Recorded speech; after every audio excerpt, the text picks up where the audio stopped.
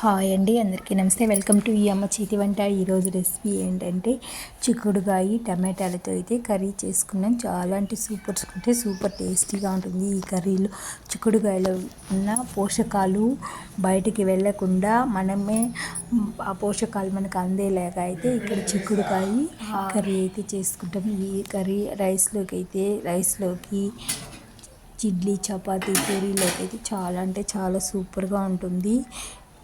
అంత టేస్టీ అయిన కర్రీని అయితే ఈ విధంగా ఎలా చేసుకోవాలో ఇక్కడ చూస్తామండి. నేను ఇక్కడైతే 1/2 కేజీ కందిపప్పు అయితే తీసుకున్నాను. బాగా 2 times వాష్ చేసేసి అయితే కడిగి అయితే పెట్టుకోవాలి కందిపప్పుని. 1/4 కేజీ అయితే చిక్కుడుకాయలు అయితే తీసుకున్నాను. 1/2 కేజీ చిక్కుడుకాయలకి 1/2 కేజీ టమాటాలు అయితే వేసుకున్నాను కట్ చేసి. ఇప్పుడు కుక్కర్లో పప్పు పెట్టిన తర్వాత పసుపు, టమాటాలు అయితే పప్పులోనే వేసేసి మనం చిక్కుడుకాయని ఒక గిన్నెలో వాష్ చేసేసి వాటర్ వేసుకొని మనం కుక్కర్లోనే పెట్టుకుంటే చిక్కుడుకాయ బాగా ఉడికిపోతుంది. చిక్కుడుకాయలో ఉన్న పోషకాలు ఎక్కువగా ఎక్కడ పోకుండా పప్పులోనే అయితే ఉంటాయి.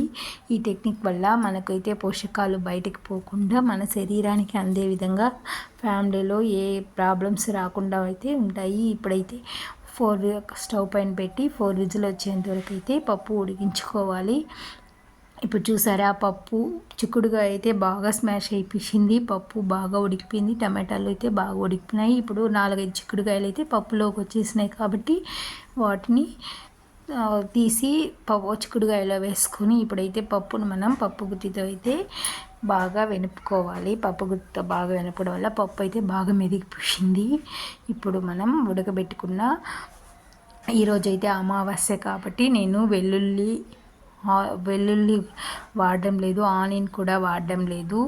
దీంట్లో తగినంత సాల్ట్ అయితే వేసుకొని మనం ఉడికించుకున్న చిక్కుడుకాయని కూడా ఇందులో అయితే వేసుకున్నాను. దీనికి బదులు జీరా పౌడర్ అయితే జీలకర్ర పొడి అయితే వేసుకొని 1 స్పూన్ కారము, 1 స్పూన్ ధనియాల పొడి అయితే వేసుకొని బాగా మిక్స్ చేసుకోవాలి. ఇక్కడ పోపు అయితే పెట్టుకుంటామండి. బాగా మిక్స్ చేసి తగినంత ఉప్పు అయితే వేసుకోవాలి. ఇక్కడ బాణాలి పెట్టి ఆయిల్ వేసి అందులోని జీలకర్ర, ఉద్దిపప్పు, పచ్చిశనగపప్పు, ఆవాలు అంతా వేసి బాగా ఫ్రై అయిన తర్వాత మనం పప్పులో అయితే కలుపుకోవాలి. టేస్టీకరమైన పప్పు చిక్కుడుకాయ ఈ కాంబినేషన్లో చేసినారంటే ఎంత టేస్టీగా ఉంటుందంటే ఈ కూర 2 రోజులైనా బాగుంటుంది. రైస్లోకి గట్టిగా చేసుకొని తింటే చాలా అంటే వేడి అన్నంలోకి ఈ కర్రీ వేసుకొని గట్టిగా వాటర్ ఎక్కువ వేయకుండా గట్టిగా వేసుకొని తింటే చాలా సూపర్గా అంటే టేస్టీగా అంటే అదిరిపోతుంది.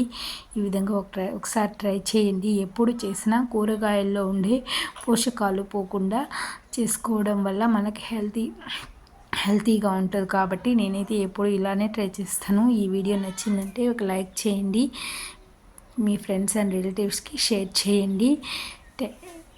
మన ఛానల్ని మంచి వీడియోల కోసం మన ఛానల్ని సబ్స్క్రైబ్ చేసుకోండి. Thank you for watching. ఈ కర్రీ మీకు నచ్చిందైతే మన ఛానల్ని తప్పకుండా సబ్స్క్రైబ్ చేసుకోండి ప్లీజ్.